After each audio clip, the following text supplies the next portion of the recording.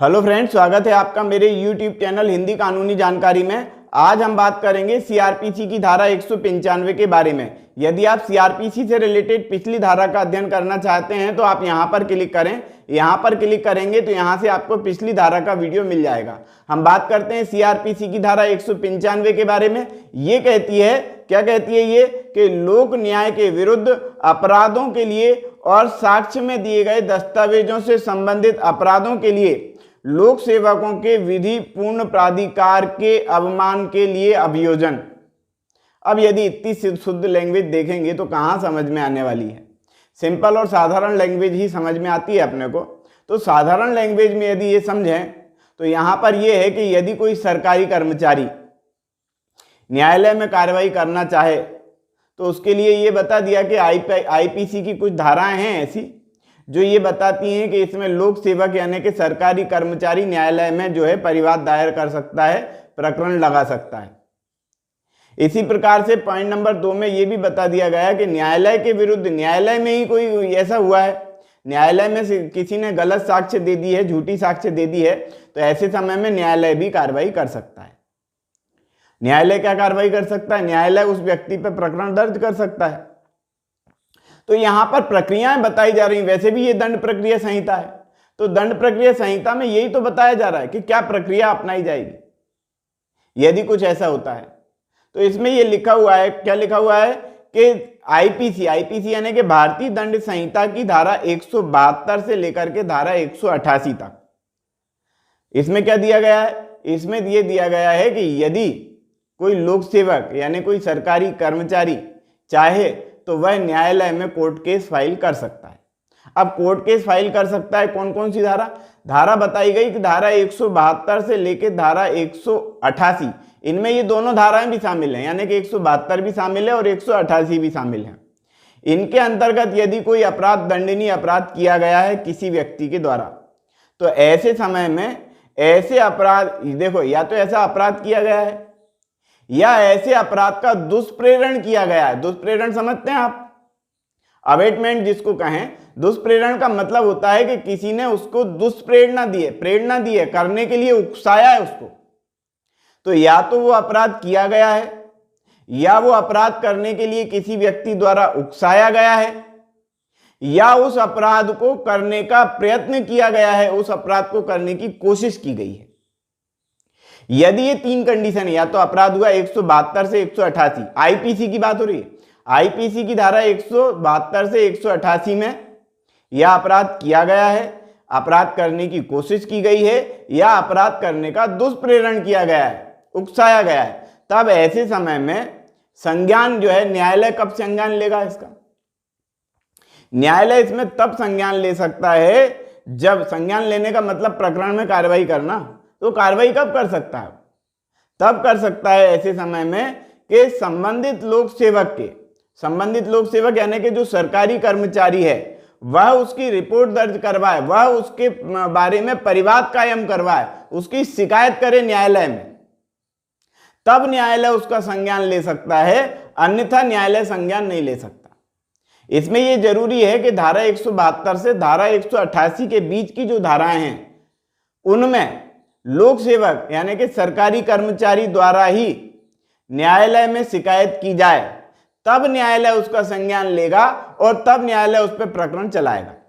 ये हो गई बात, पहला पॉइंट। अब दूसरा पॉइंट ये है कि किसी व्यक्ति ने लोक सेवक के विरुद्ध तो नहीं, लेकिन किसी न्यायालय के विरुद्ध ही कोई ऐसा कार्य कर दिया हो, न्यायालय के विरुद्ध ही कोई अपराध कर दिया हो। अब न्यायालय के विरुद्ध कौन से अपराध किए जा सकते हैं? भाई, किसी व्यक्ति ने झूठी गवाही दे दी।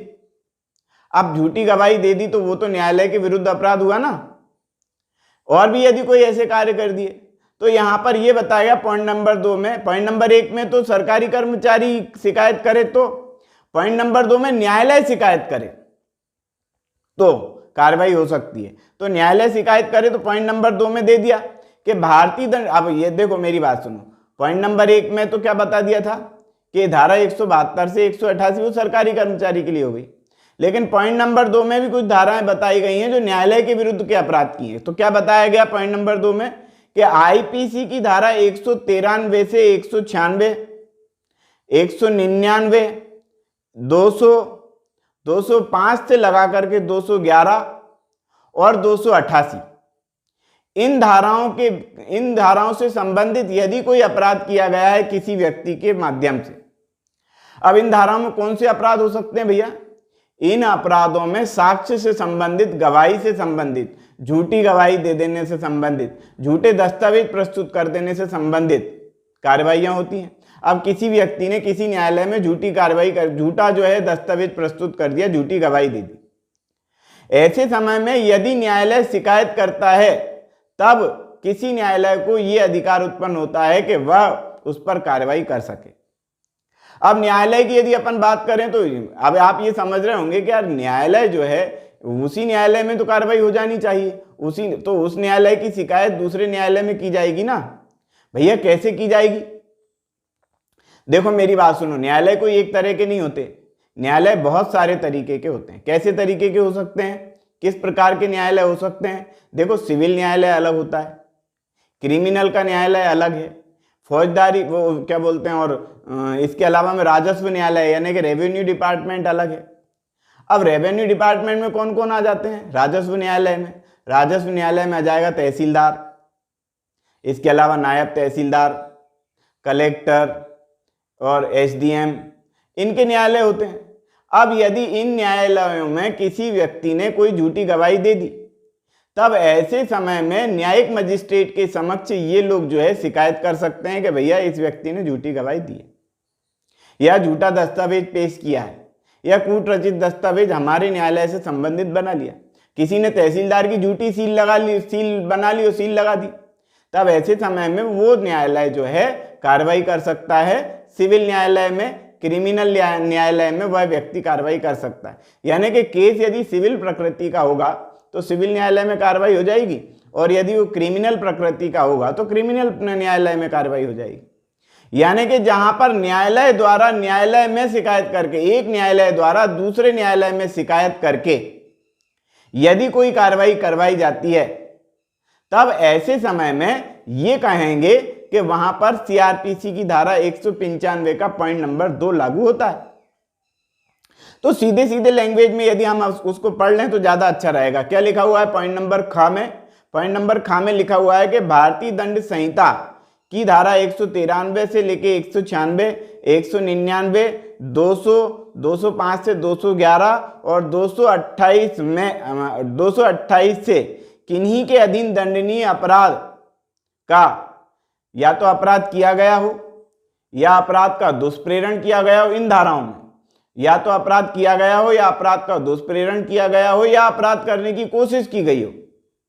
यदि इसमें का कोई बात है तो न्यायालय कार्रवाई करेगा। तो इसमें यह लिखा हुआ है कि संज्ञान जो है किस प्रकार से लिया जाएगा। इसमें लिखा हुआ है कि ऐसे न्यायालय या न्यायालय के किसी अधिकारी द्वारा, या तो न्यायालय द्वारा या न्यायालय के अधिकारी द्वारा, जिसे वह न्यायालय इस निमित्त लिखित प्राधिकृत करे, यानी कि उस अधिकारी को लिखित रूप से दे दे कि भैया तुम शिकायत करो, या किसी अन्य न्यायालय के किसी ऐसे अधीनस्थ हैं जो इसके अधीनस्थ हैं, यानी कि अधीनस्थ न्यायालय के द्वारा भी कार्रवाई की जा सकती है। यानी बड़े न्यायालय ने ये कह दिया, बड़े न्यायालय में कोई अपराध हुआ है तो छोटा न्यायालय जो है उस पर कार्रवाई करवा सकता है, शिकायत कर सकता है किसी न्यायालय को, किसी अन्य न्यायालय को, जहां पर सक्षम न्यायालय जो होता है। तो लिखित में परिवाद जब तक प्रस्तुत नहीं करेगा तब तक कार्रवाई नहीं की जाएगी। यानी कि यहां पर पॉइंट नंबर 2 में बता दिया गया कि जो न्यायालय है वो लिखित में कार्रवाई करे, या न्यायालय अपने प्राधिकारी को नियुक्त कर दे वो लिखित में कार्रवाई करे, या न्यायालय जो है अपने अधीनस्थ न्यायालय को बोल दे वो कार्रवाई करे। इस प्रकार से तो यदि कार्रवाई करने का मतलब शिकायत करे। अब किसी ने यदि शिकायत की है तो इसके बाद ही जो दूसरा न्यायालय है, जो सक्षम न्यायालय है, वो उस पर कार्रवाई करेगा। अब यहां पर पॉइंट नंबर मेन 2 बताए। यहां तो पॉइंट नंबर 1 के का और खा को पढ़ लिया हमने। अब पॉइंट नंबर 2 को हम पढ़ रहे हैं। क्या लिखा हुआ है इसमें लिखा हुआ है कि जहां किसी लोक सेवक के द्वारा मतलब कि सरकारी कर्मचारी के द्वारा खंड 1 के खंड का में, उपखंड का में, यानी कि पहले पॉइंट में जो शिकायत की गई है किसके समक्ष, न्यायालय के समक्ष, किसी सरकारी कर्मचारी ने न्यायालय के समक्ष शिकायत की है और परिवाद प्रस्तुत कर दिया है, तब उसका जो बड़ा अधिकारी है, उस सरकारी कर्मचारी का जो बड़ा अधिकारी है, वो उस शिकायत को वापस लेने के लिए आदेश दे सकता है। अब मान लेते हैं कि बड़े अधिकारी ने शिकायत वापस लेने के लिए छोटे अधिकारी को, जिसने शिकायत की थी न्यायालय में, उसको आदेश कर दिया कि भैया तुम शिकायत वापस ले लो। अब उस सरकारी कर्मचारी के द्वारा, सरकारी अधिकारी के द्वारा वो शिकायत वापस भी ले ली गई, न्यायालय में जाकर के कह दिया गया कि भैया हम कोई कार्रवाई नहीं करना चाहते, हमारे अधिकारी ने बोला। तो न्यायालय जो है अब उस पर कोई कार्रवाई नहीं करेगा। लेकिन एक बात और ध्यान देने वाली बात है, सारी कार्रवाई हो चुकी है और सिर्फ फैसला आना बाकी है। अब बड़ा अधिकारी ये कह रहा है कि साहब शिकायत वापस ले लो छोटे अधिकारी को, और छोटे अधिकारी ने न्यायालय में ये भी कहा कि साहब शिकायत हम वापस लेना चाहते हैं। लेकिन जब पूरी कार्रवाई हो चुकी है और सिर्फ फैसला आना बाकी है, तब ये कार्रवाई नहीं रुकेगी। फिर तो फैसला ही आना है, तो फैसला आएगा फिर, तो तब कोई कार्रवाई नहीं रोकी जाएगी। इसके पहले की कार्रवाइयाँ यदि रोकी जा सकती हैं तो रोकी जा सकती हैं, फिर रोकी जाएंगी। इस प्रकार से समझें। तो ये हो गया पॉइंट नंबर 2, यानी कि अधिकारी के कहने पर, अधिकारी के आदेश पर शिकायत वापस ली जा सकती है। ये हो गया। पॉइंट नंबर 3 क्या कहता है? पॉइंट नंबर 3 कहता है भैया न्यायालय का मतलब क्या है, ये समझाया गया। तो न्यायालय का मतलब यहाँ पर मैंने आपको पहले ही बता दिया कि सिविल न्यायालय भी है, क्रिमिनल न्यायालय भी है, राजस्व न्यायालय भी है। तो ये न्यायालय, यहाँ पर न्यायालय का मतलब भी अलग से भी समझा दिया गया है। मैंने तो आपको बता ही दिया, यहाँ पर भी बता रहे हैं। वो क्या बता रहे हैं कि न्यायालय शब्द से कोई सिविल, राजस्व या दंड न्यायालय अभिप्रेत है और उसके अंतर्गत किसी केंद्रीय, प्रांतीय या राज्य अधिनियम द्वारा अधीन गठित कोई अधिकरण भी है, और यदि उस अधिनियम में इस धारा के प्रयोजन न्यायालय घोषित किया गया है तो वे न्यायालय भी इसमें है। कौन कौन से न्यायालय बता दिए उन्होंने? एक तो ये बता दिया कि सिविल न्यायालय उसमें आता है, रेवेन्यू डिपार्टमेंट पूरा आता है, रेवेन्यू न्यायालय पूरा आता है। इसके अलावा में और कौन सा आता है? इसके अलावा में दंड न्यायालय है जो आता है, दंड न्यायालय यानी क्रिमिनल वाला न्यायालय, वो भी इसमें शामिल है। और कौन सा? यदि केंद्रीय सरकार ने या प्रांतीय सरकार ने, यानी स्टेट गवर्नमेंट ने या सेंट्रल गवर्नमेंट ने यदि कुछ अधिकरण बना दिए हैं, कुछ ऐसे डिपार्टमेंट बना दिए हैं जो न्यायालय के लिए कार्रवाई करते हैं, न्याय का कार्य करते हैं, यानी कि जो कोर्ट टाइप में कुछ काम करते हैं, तो उनको भी न्यायालय मान लिया है। इसके अलावा में मान लेते हैं कि कोई पंचायत है, तो पंचायत भी एक छोटे न्यायालय के रूप में होती है, तो इनको भी न्यायालय मान लिया है। ऐसे ही किसी भी प्रकार के और भी जो चीज़ें हैं उन सबको न्यायालय माना है। तो न्यायालय के संदर्भ में यहाँ पर स्पष्ट रूप से बोल दिया है कि ये इन चीज़ों को न्यायालय मान लिया जाएगा। यानी सहकारी सोसाइटी के जो संचालक मंडल है, इसके अलावा में पंचायत है, ये सब न्यायालय के रूप में माने गए हैं। अब हम बात करते हैं पॉइंट नंबर 4 की। पॉइंट नंबर 4 क्या कहता है कि न्यायालय के अधीनस्थ कौन कौन माने जाएंगे। ये कहा गया ना कि या तो न्यायालय कार्रवाई करे या उसका अधीनस्थ न्यायालय कार्रवाई करे, तो भैया उसके अधीनस्थ होगा कौन? तो भैया यहाँ पर ये बता दिया गया कि जहां पर अपील की जा सकती हो उस न्यायालय की, तो वो बड़ा न्यायालय माना जाएगा, उसके अधीनस्थ सारे न्यायालय माने जाएंगे। यानी कि बड़ा न्यायालय यानी कि कौन किसके अधीनस्थ माना जाएगा? तो भैया यहां पर यह बता दिया गया कि अपील जहां पर हो सकती हो वो वाला न्यायालय उसके अधीनस्थ माना जाएगा। तो अब एक बात और आ गई कि मान लो कोई सा ऐसा न्यायालय जहां पर 2 जगह अपील की जा सकती है, तब कौन सा न्यायालय मानेंगे? तो भैया 2 जगह अपील करने का मतलब ये है कि न्यायालय जो है क्रम से बंधे होते हैं, क्रम में होते हैं। यानी कि एक न्यायालय, फिर उससे ऊपर एक न्यायालय, फिर उससे ऊपर एक न्यायालय, फिर उससे ऊपर एक न्यायालय। लेकिन क्या होता है, कार्रवाई कभी कभी ऐसी हो जाती है कि एक बीच के न्यायालय को छोड़ करके और डायरेक्ट ऊपर वाले न्यायालय में कार्रवाई हो जाती है। वहां पर भी कार्रवाई हो जाएगी और छोटे न्यायालय में भी हो जाएगी। तब ऐसे समय में जो क्रम में बंधे हुए न्यायालय हैं उनको ही जो है अधीनस्थ न्यायालय और उनसे अपर न्यायालय, उनसे अपर न्यायालय और उनसे अपर न्यायालय को मान लिया गया है कि वो फिर उसके अधीनस्थ, उसके अधीनस्थ, उसके अधीनस्थ, इस प्रकार से क्रम बंधा हुआ है। तो यही क्रम रहेगा। अब यदि मान लेते हैं कि सबसे ऊपर वाला न्यायालय है और उसके अधीनस्थ कोई कार्रवाई, उसकी अपील जो है आगे की नहीं जा सकती, तब ऐसे समय में उसके ऊपर वाला जो न्यायालय होगा, भले अपील नहीं की जा सकती लेकिन उसके ऊपर तो कुछ ना कुछ है ना, तो उसके ऊपर जो अधिकारी है, उसके ऊपर वाला जो विभाग है, उसको जो है बड़ा विभाग मान लिया जाएगा और वो उसके अधीनस्थ माना जाएगा। इस प्रकार से यहाँ समझा दिया गया पॉइंट नंबर 4 में। तो पॉइंट नंबर 4 में क और ख दो चीजें बताई गई हैं कि मैंने आपको समझा भी दिया है कि जहां एक से अधिक स्थानों पर अपील की जा सकती है। तो हम पढ़ भी लेते हैं ना एक बार। तो जहां अपीलें एक से अधिक न्यायालय में होती हैं वहां अवर अधिकारिता वाला अपीली न्यायालय वहां का न्यायालय होगा, जिसके अधीनस्थ ऐसा न्यायालय समझा जाएगा।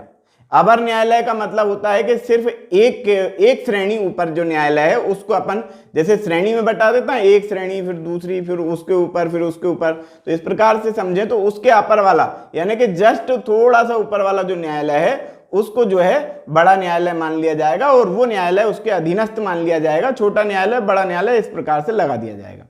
पॉइंट नंबर ख दिया गया है कि जहां अपीलें सिविल और राजस्व न्यायालय में होती हैं, रेवेन्यू न्यायालय में और सिविल न्यायालय में जो अपीलें होती हैं वहां ऐसे न्यायालय उस मामले या कार्रवाई के रूप के अनुसार जिसके संबंध में उस न्यायालय में किया जाना अभिकथन है सिविल या राजस्व न्यायालय के अधीनस्थ समझा जाएगा। सिविल या राजस्व मामले में भी बता दिया। अब सिविल न्यायालय के ऊपर वाला न्यायालय कौन सा होगा? सिविल न्यायालय के ऊपर होता है जिला न्यायालय। अब राजस्व न्यायालय में यदि अपन बात करें तो राजस्व न्यायालय में कैटेगरी बटी हुई है, नायब तहसीलदार, उसके बाद तहसीलदार, उसके बाद जो है एसडीएम, उसके बाद कलेक्टर। तो ये आपस में बटे हुए हैं, तो इनका क्रम इस प्रकार से चलेगा। जबकि सिविल न्यायालय में सिविल न्यायालय प्रथम श्रेणी, देखो पहले तृतीय श्रेणी, द्वितीय श्रेणी, प्रथम श्रेणी, मुख्य न्यायिक मजिस्ट्रेट, इसके अलावा में और जो है जिला मजिस्ट्रेट, जिला मजिस्ट्रेट के बाद हाईकोर्ट, ये इनका क्रम बंधा हुआ है। तो इस प्रकार से इनको अपन हम समझ सकते हैं। तो आज हमने अध्ययन किया सीआरपीसी की धारा 195 के बारे में। यदि आप 196 का वीडियो देखना चाहते हैं तो यहाँ पर क्लिक करें, आपको यहाँ से 196 का वीडियो मिल जाएगा सीआरपीसी का। इसके अलावा में सीआरपीसी के संपूर्ण वीडियो मिल जाएंगे, आईपीसी के संपूर्ण वीडियो मिल जाएंगे और भारतीय संविधान पूरा के पूरा यहाँ से मिल जाएगा। तो आज की वीडियो में इतना ही। वीडियो यदि आपको पसंद आया हो तो वीडियो को लाइक करें, शेयर करें, कमेंट्स करें। और यदि आपने हमारे चैनल को अभी तक सब्सक्राइब नहीं किया है तो चैनल को सब्सक्राइब कर लें, बेल आइकॉन प्रेस कर दें ताकि अगली वीडियो का नोटिफिकेशन आपको मिल सके। ये वीडियो देखने के लिए बहुत बहुत धन्यवाद।